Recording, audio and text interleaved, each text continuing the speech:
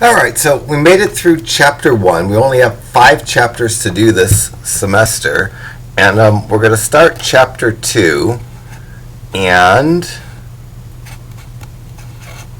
I think things might get a little bit easier in some sense because we're going to abandon limits and learn how to find derivatives using shortcuts. So essentially all of chapter 2 is finding out how to find derivatives of more complex functions without having to use limits. And we're going to learn a handful, maybe 6 rules to find derivatives. And the first rule that we're going to learn is called the power rule.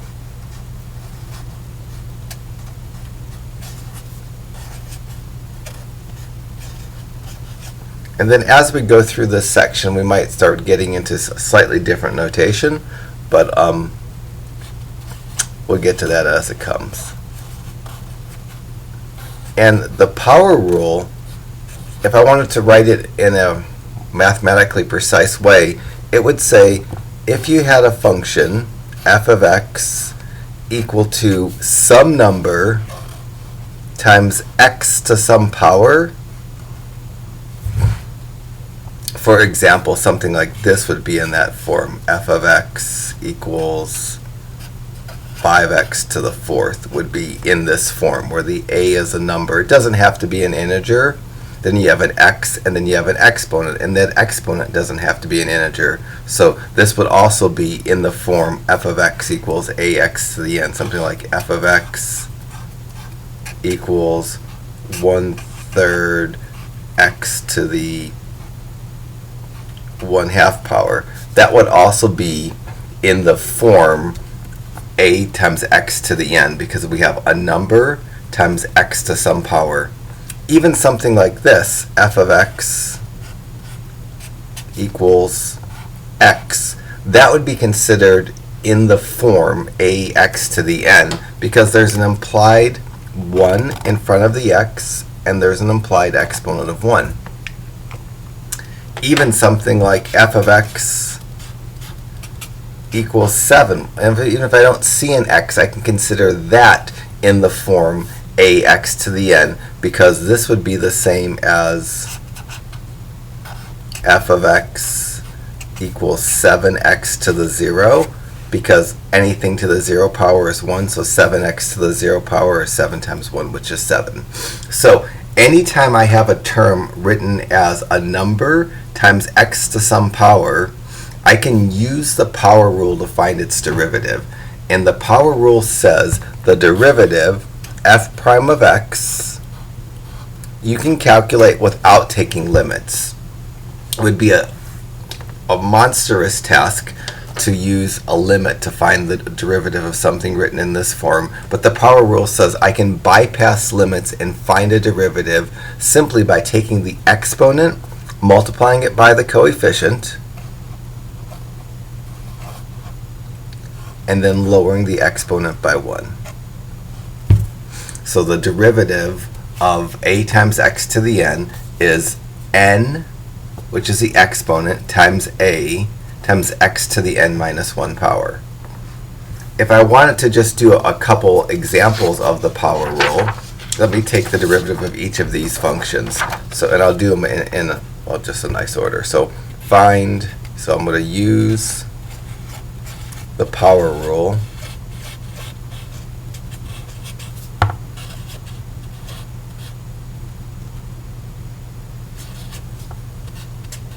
to find the derivative.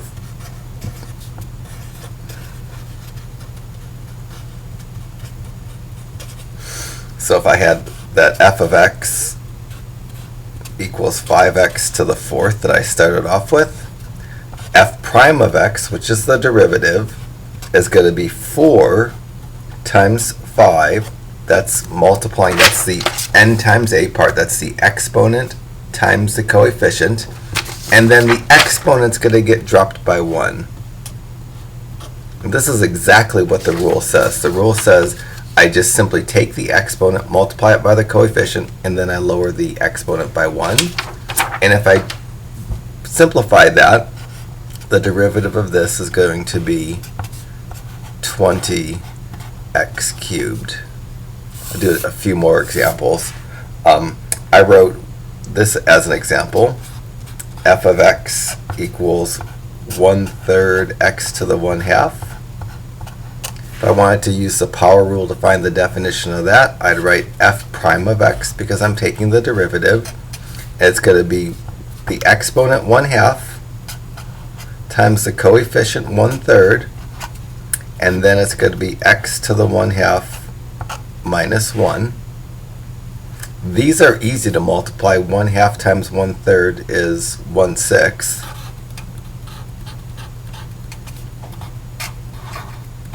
The exponent's a little bit harder. I'll do this off to the side. So in the exponent, I have to take 1/2 and subtract 1. And in order to do that, I might make it 1/2 minus 1/1. I could write the 1 as a fraction. And then I can multiply that 1/1 by 2/2 to get a common denominator. So 1/2 minus 1 is the same thing as 1/2 minus 2/2. And that's negative 1/2. So the derivative of 1/3 x to the positive 1/2 is 1/6 x to the negative 1/2. Generally, we don't like to write negative exponents in answers, and part of the battle in this section is going to be just getting used to our rules of exponents, and negative exponents generally turn into fractions. If you already have a fraction, you can make that negative exponent positive by dropping it down to the denominator of the fraction.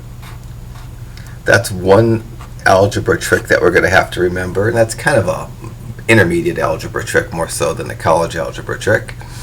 And then if you want to, you can make any problem that has a fraction exponent into a radical, and we're going to have the need to do that later in this section, so let me just clean this up. So this is a derivative.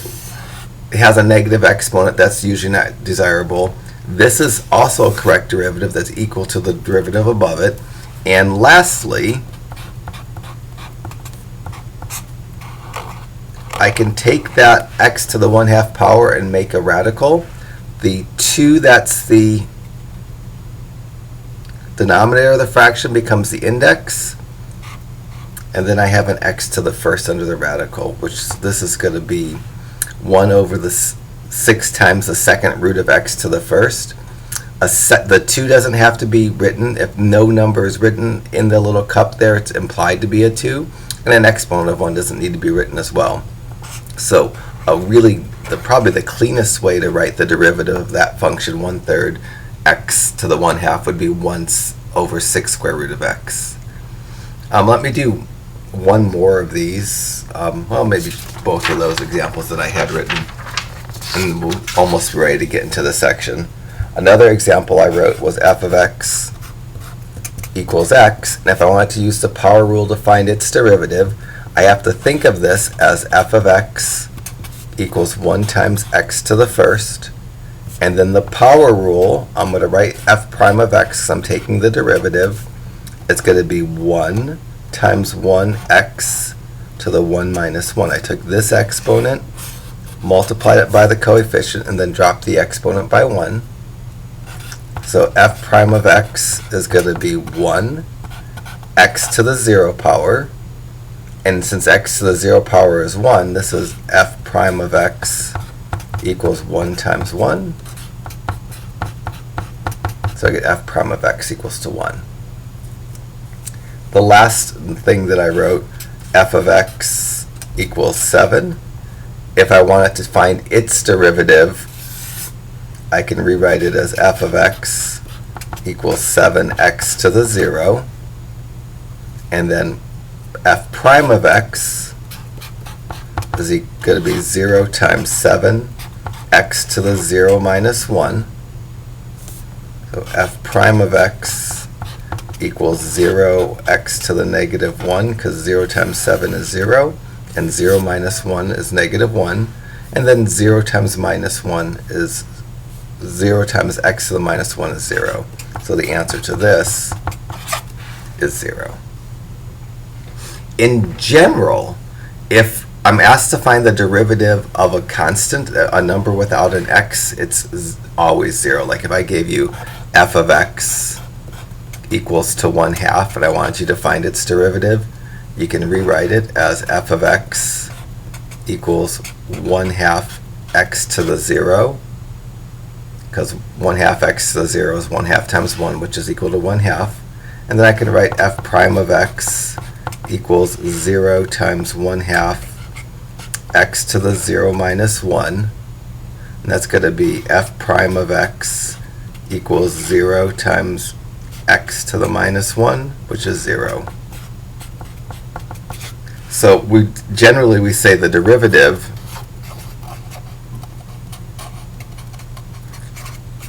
of a constant is 0.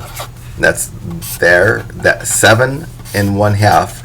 Any number without a letter is considered a constant, and that's going to come up a lot in this section. One thing about the power rule is it works for sums and products, and specifically the power rule generalizes. It generalizes like this. It says this the derivative, can't write right now, the derivative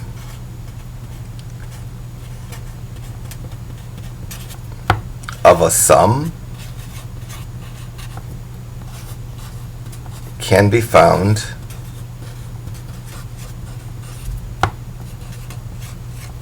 by taking the derivative of each term individually.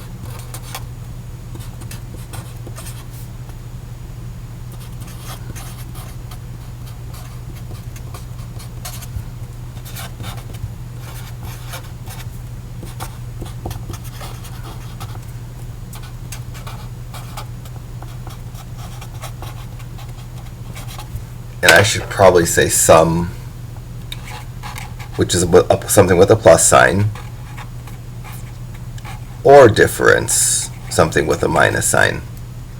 So for instance, if I had something like f of x equals 6x squared plus 9x minus 4, this is a sum and a difference, and I can find the derivative of this combination of a sum and a difference by just taking the derivative of each term. The derivative of 6x squared is going to be 2 times 6 and x to the 2 minus 1 power, and that's going to be 12x to the first power. The derivative of the 9x, I'm going to bring the plus sign down. I need to know the exponent of that x. It's not written, but I know that it's a 1. The derivative of the second term is going to be 1 times 9 x to the 1 minus 1 power. That's going to be plus, the 1 times 9 is going to be 9. And then for the exponent, you get 0 power. In the last piece, the derivative of a constant is 0. If I needed to do that derivative and I didn't know the derivative of a constant is 0, I'd have to rewrite that as 4 times x, negative 4x to the 0, and then the derivative would be minus 0 times 4 x to the 0 minus 1. And this whole piece, like the last two examples I did, turns out to 0. And now I'm just going to clean this up a little bit. So the derivative of 6x squared plus 9x minus 4x to the 0 is going to be 12x. I don't need to write an exponent of 1. That's implied. And I don't need to write this x to the 0 because x to the 0 is 1. So this is plus 9 times 1, which is plus 9. I'm not going to factor any derivatives until I have to do something in terms of algebra with the derivative. But when I find a derivative, I'm not going to leave any negative exponents in my answers, and I'll probably make fraction exponents into radicals just because we need practice doing that.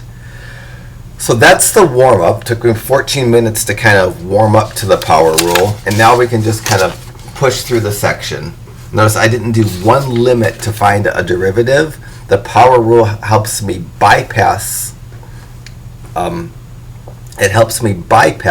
limits, and it gives me the derivative without doing limits, and it's really infinitely nicer. We could, like if in your problem 1, you could do the derivative finding 2 points. The first point, x comma 3x squared plus 4x minus 7. The second point, x plus h, and then find its y, and then find the derivative using limits, but we don't have to in this chapter. In this chapter, I don't think I'll do a limit once, and maybe once, but not many times.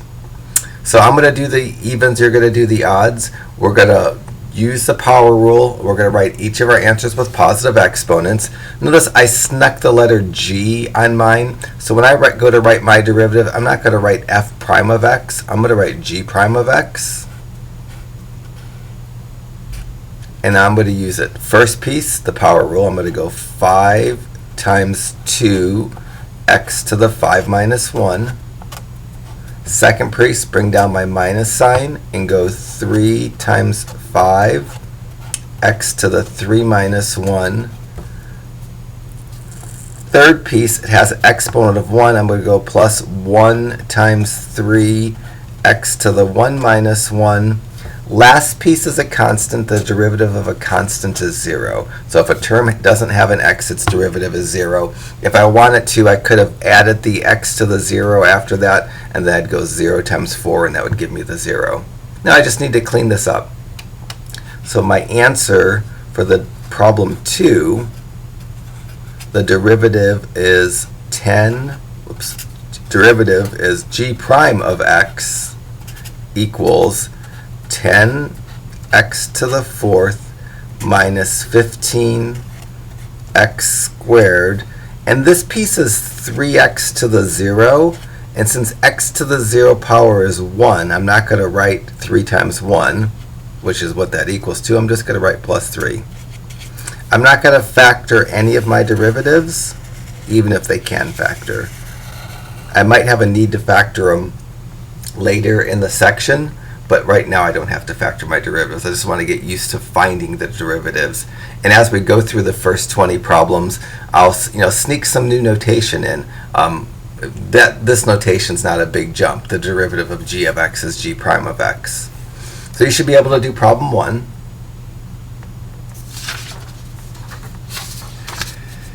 Problems 3 and 4, instead of having a function name, we have a y.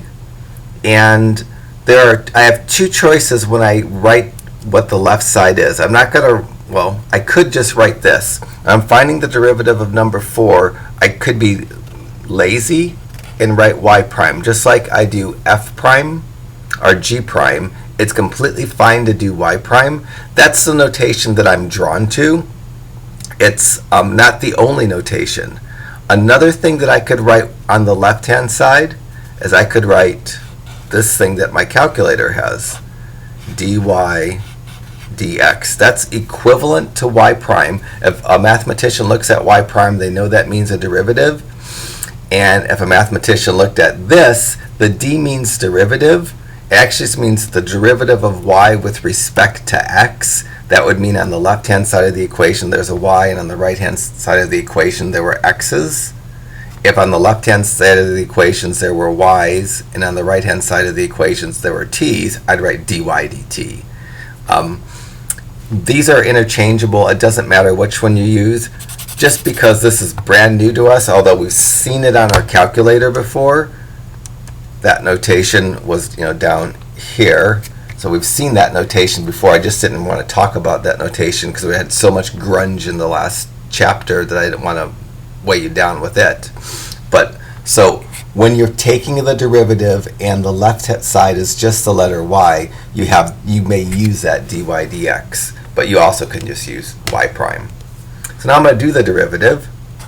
First one, I'm going to go 3 times 2/5, and then x to the 3 minus 1, and then bring down my plus sign, and then 2 times 1/2 x to the 2 minus 1 for the derivative of the second term.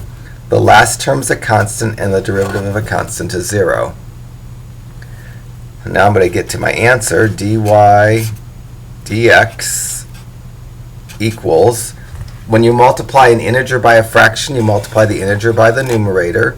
So that's going to give me 6/5. And then the x is going to have an exponent of 2. And then this multiplication, the 2 will cancel with the 2, and I'll get 1s.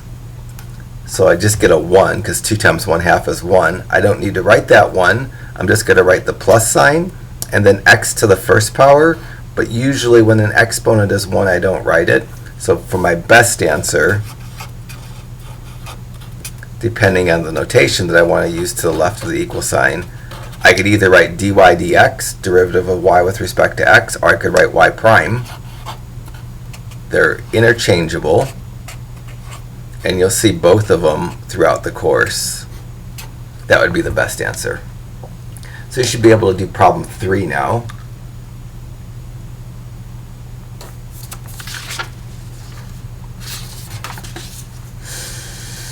So part of the difficulty in brief calculus is the algebra gets a little bit messy, and your just arithmetic skills maybe aren't what they should be, or your rewriting skills aren't what they should be. So as something comes up that you should have known in intermediate algebra or college algebra, I'll just kind of state it without kind of doing a whole drawn out explanation, otherwise it's going to take too long.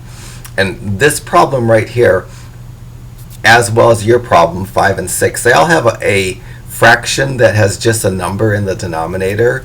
You can rewrite problem 6 and problem 5 so that fraction is drawn off before the x. So I can separate this 4, kind of bump it out, and there's an implied 1 that's in front of this x squared. If I just pull these out in front, and I can put the x squared next to it. So x squared over 4 is equal to 1/4 x squared. Now I'm going to find the derivative. I'm going to say dy dx, but I can certainly say y prime. This just means the derivative of y with respect to x, and then equals 2 times 1/4 x to the 2 minus 1 power. And then for the next piece, it has an exponent of 1, so I go minus 1 times 3 x to the 1 minus 1 power, and then the 4 is a constant, and the derivative of a constant is 0. Now I'll just clean this up, and I'll get my answer. So I'm going to get dy dx, or I can write y prime, but I wouldn't write f prime of x because there's no f of x in this problem. But I cancel this 2 with this 4. The 2 turns to the 1. The 4 turns to a 2. So the first x is going to have a 1/2 in front of it. And it's going to have an exponent of 1.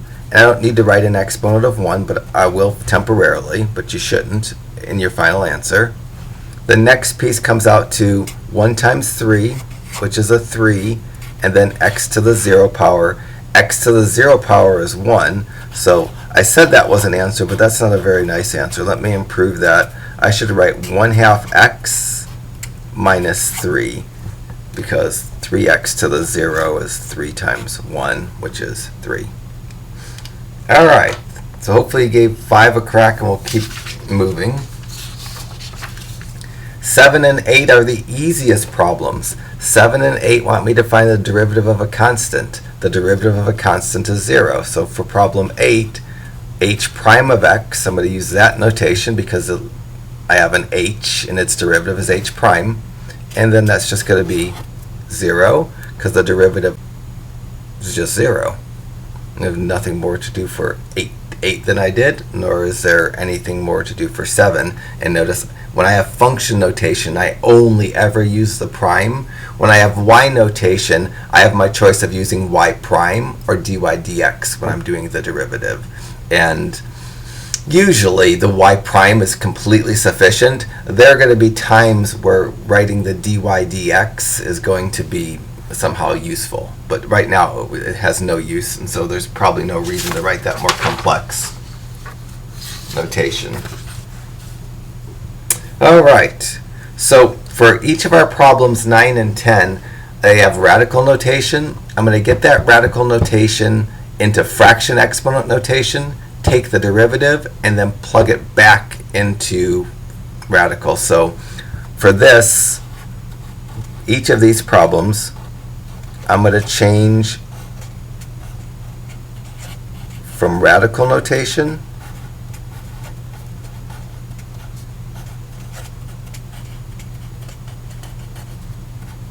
to fraction exponent notation.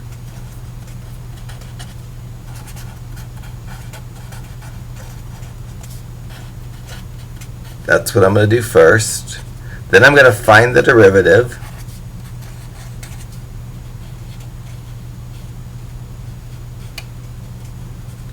And then I'm going to put it back in radical notation. Generally, if a problem starts with radical notation, I'd like to keep my answer in that radical notation. If a problem starts with a fraction exponent, then it's okay to leave it in a fraction exponent. For my problem, the radical has just an x under it, and that x has an implied exponent of 1. And to change from radical notation to fraction exponent notation, any coefficient stays by itself unchanged, and the variable under the radical gets a fraction exponent. You take the index and you make it the denominator, the exponent of the radical. So I'm going to get 2x to the 1/3 power. For your problem number 9, there's an implied index of 2 and an implied exponent of 1. And your first step is you're going to say y equals 3x to the 1/2 power. Square roots always turn into 1/2 powers. Once we change from radical notation to fraction exponent notation, then I'm going to find the derivative. So I'm going to write y prime, just to be lazy, equals 1/3 times 2 x to the 1/3 minus 1. The 1/3 times 2 is easy. You just multiply the 1 times 2. So I'm going to get y prime equals 2/3. And then x, I have to work on that exponent. It hardly looks like 1/3 minus 1. But that 1/3 minus 1, I need to make it 1/3 minus 1/1. And then the 1/1 I need to multiply by 3/3. So it's going to be, my exponent is 1/3 minus 3/3, which is negative 2/3. Generally, we don't like to write negative exponents in our answers, and that was in the instructions. It says write your answer without negative exponents. So I'll do that by taking that x to the negative 2/3 and tucking it down into a denominator with the 3. We'll do that a lot this semester, so you'll get good at it. And so I've done the derivative, and I've made the derivative almost as clean as I can possibly make it. Now I'm going to put it back in radical notation.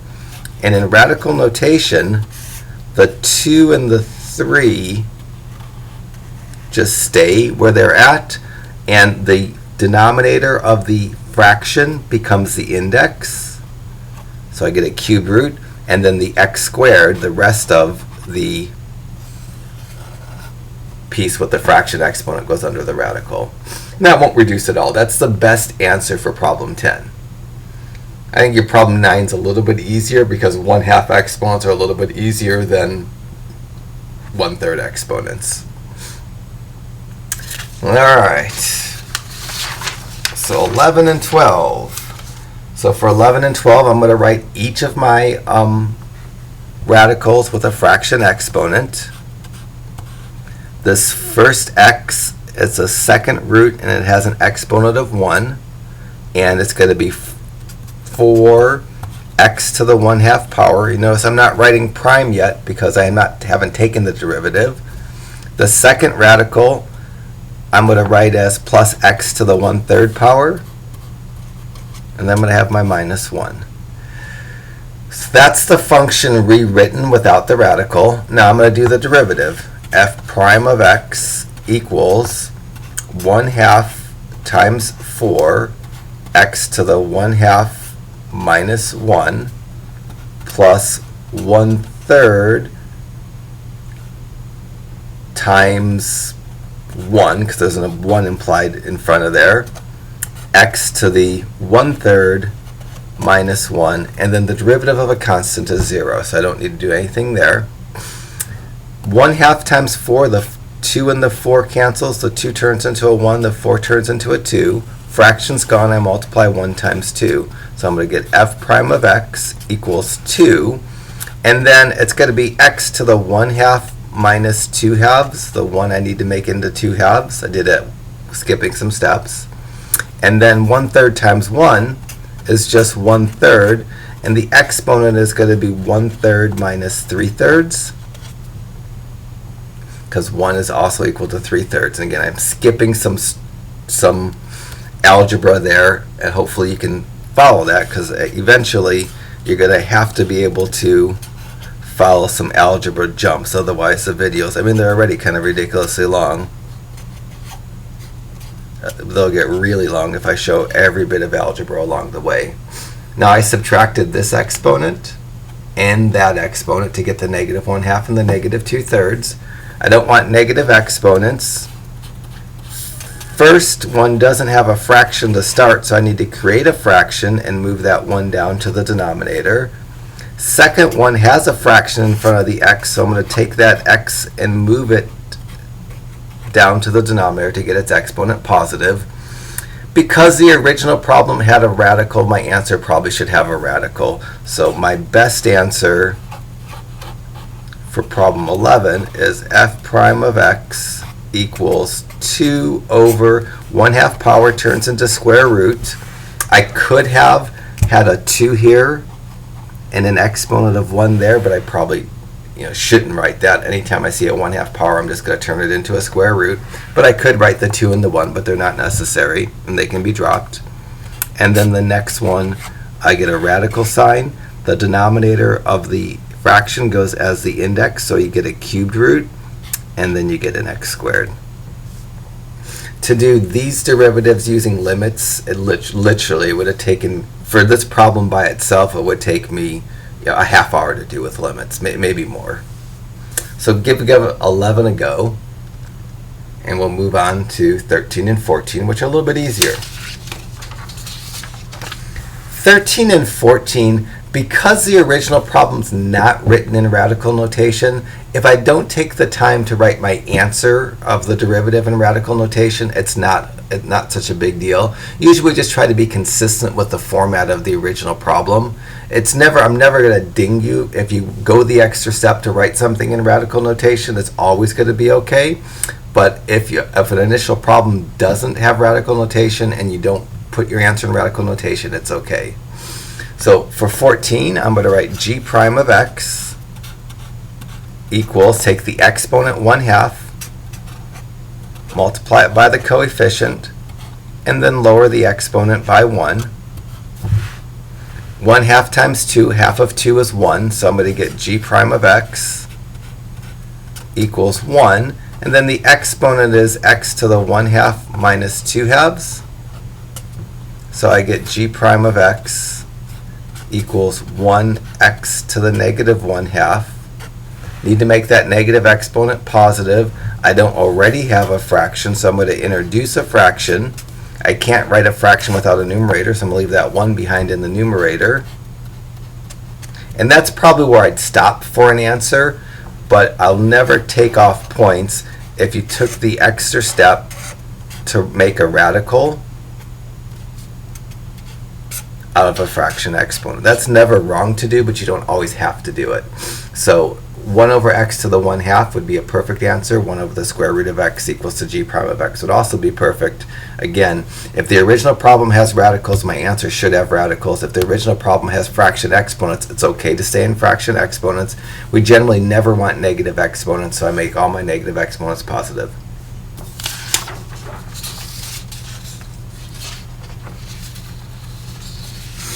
Alright, so 16, a little bit messy, but it's okay.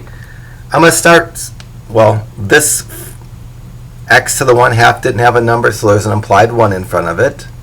Let me do my derivative. So f prime of x equals 1/2 times 1 x to the 1/2 minus 1, and then minus, and then it's going to be negative 1/2 times 2 x to the negative 1/2 minus 1, and leave myself much room here, and then plus negative 3/2 times 4 x to the negative 3/2 minus 1.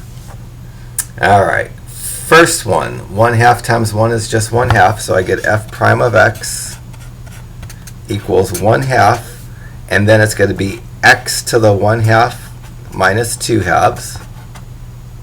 The second multiplication, this double negative turns into a positive, and 1/2 times 1, they're reciprocals, those equal to 1. So you get a 1, and then the exponent is x to the minus 1/2 minus 2/2. The last multiplication, the 4 and 2 cancel, the 2 becomes a 1, so the fraction's gone, the 4 becomes a 2, and I can write plus negative 6 or just minus 6. I'm going to write minus 6. And for the exponent, it's going to be minus 3/2 minus 2/2 for the minus 1.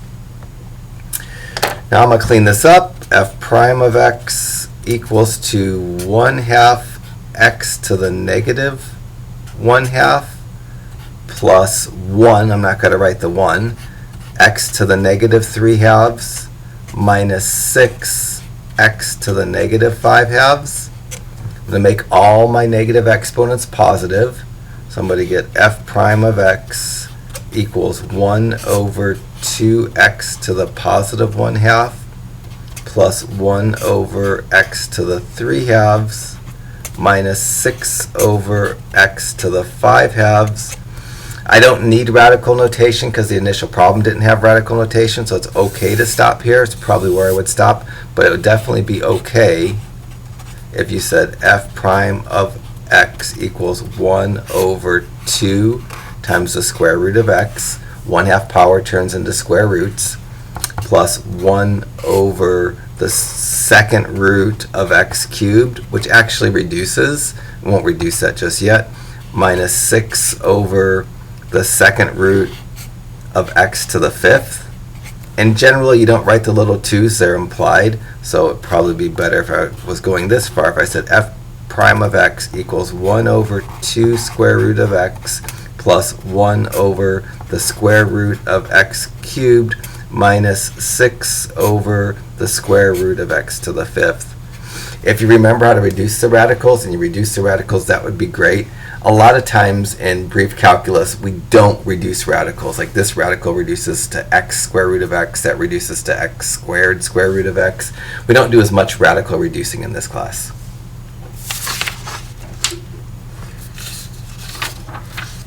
The next few problems aren't written in the right form. In order to use the power rule, we have to have a number times x to some power, not a number divided by x to some power. So I need to rewrite the problem so it's in the right form. And to rewrite problem 18, I'm going to bring the x to the third up from the denominator, tuck it up to the numerator. I know you do this in intermediate algebra, but not so much in college algebra. When I take that x out of the denominator and move it up to the numerator, I don't need to write a fraction anymore because there's nothing left in the denominator. But I do need to make the negative exponent, the positive exponent, a negative exponent. So for the next couple problems, the next two problems, they have x's in the denominator of fractions. We can get the x's out of the denominator of the fractions by just moving it up to the numerator and making its exponent negative. Now I can do the derivative because it's in the form for the power rule. So I'm going to go negative 3 times 5 x to the negative 3 minus 1. I wrote dy dx just to get used to that notation. This is going to give me negative 15 x to the negative 4. The instructions said write my answers with positive exponents. So I'm going to take that x to the negative 4, move it down to the denominator of a fraction to get its exponent positive. So that would be the answer to 18. You should kind of mimic that for 17. And we'll do 19 and 20.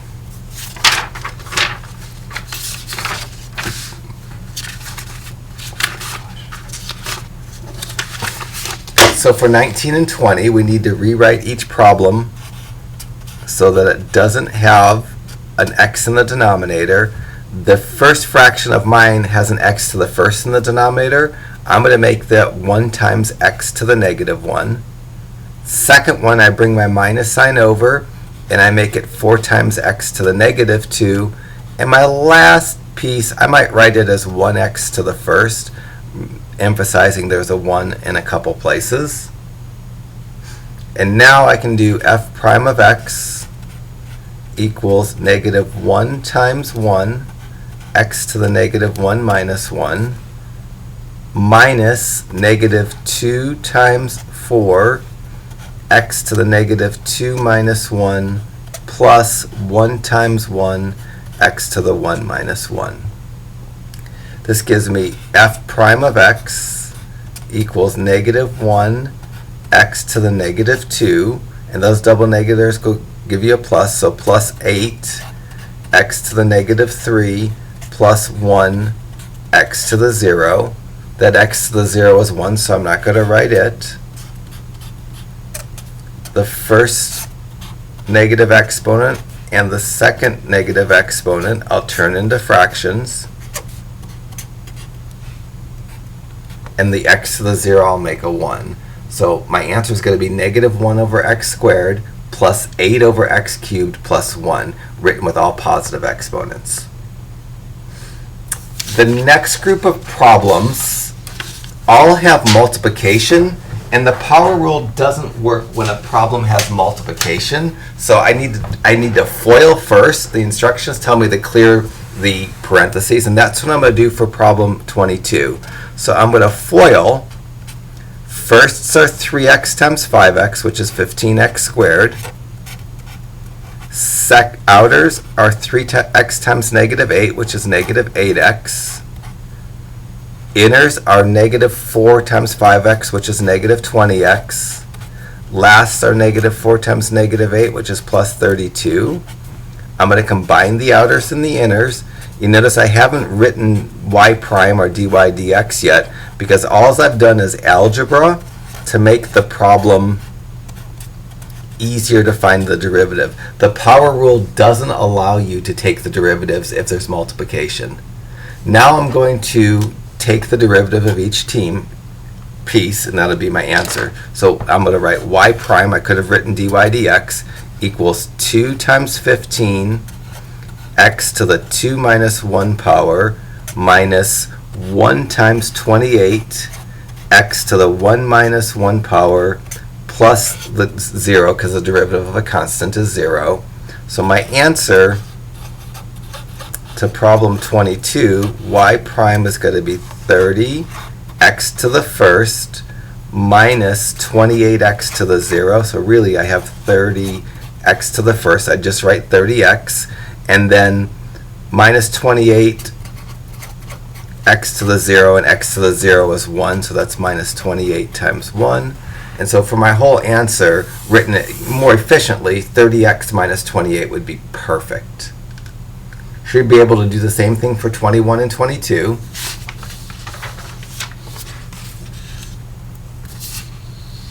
Let me do 24. I need to FOIL it. In fact, yeah, I'll FOIL it. Well, I'm going to skip this because I have 4 more minutes in this section of the video. You can do 23 just by FOILing again. And I'm going to move on and do 26. For 26, the multiplication's a lot worse. So to clear my parentheses in 26, I have to go 3x squared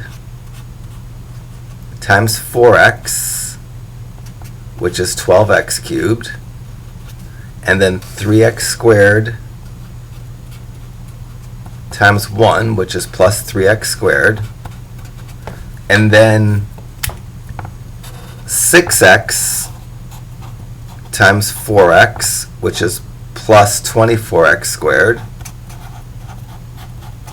and then 6x times 1, which is plus 6x, and then minus 2 times 4x, which is minus 8x, and then minus 2 times 1, which is minus 2. So that's the multiplication part. Now I'm going to combine like terms. I'm not writing f prime of x yet because I'm just doing algebra. I'm going to bring down the 12x cubed. These two terms I'm going to add to give me a 27x squared. These two terms I'm going to combine to give me a minus 2x. And I'm going to bring down the minus 2. Now I can take the derivative. I'm going to get f prime of x equals to 3 times 12x to the 3 minus 1 plus 2 times 27x to the 2 minus 1 minus 2 times, there's an exponent of 1, so it should be 1 times 2, but I'm going to do 2 times 1, x to the 1 minus 1, and the derivative of a constant is 0. Now I should get my answer. My answer is going to be f prime of x equals 36x squared plus 54. It would be 54x to the first. I'm just going to write 54x. And then minus 2x to the 0. That's minus 2 times 1. I'm just going to write minus 2. Let's try to get 28 in. And then I might not do any more in this grouping of problems up through 32 with the idea that you can clear the parentheses by yourself. So on 28, I have to FOIL. I'm going to do g of t. First are going to be 3t squared times 2t. That's going to be 6t cubed. And then outers, 3t squared times 1, which is plus 3t squared. Inners, 5t times 2t, which is plus 10t squared. Last, 5t times 1, which is plus 5t. This was 10t squared. So I get g of t equals 6t cubed plus 13t squared plus 5t to the first. So g prime of t equals to 3 times 6t to the 3 minus 1 plus 2 times 13t to the 2 minus 1 plus 1 times 5t to the 1 minus 1. That's going to give me g prime of t. Look at this, I started writing x's. Should be t because the letter is t equals, doesn't matter if the letter is t in terms of my work, but I need to write it down. So I get 18t squared plus 26t to the first plus 5t to the 0. I'm going to improve my answer one more time and get 18t squared plus 26t plus 5. You need to do problems 27, 29, and 31. They're all just clearing the parentheses and taking the derivative term by term. So I don't feel terribly guilty not getting each one of these problems done for you on the video. I didn't do all the even problems that I might normally like to do because I'm out of time.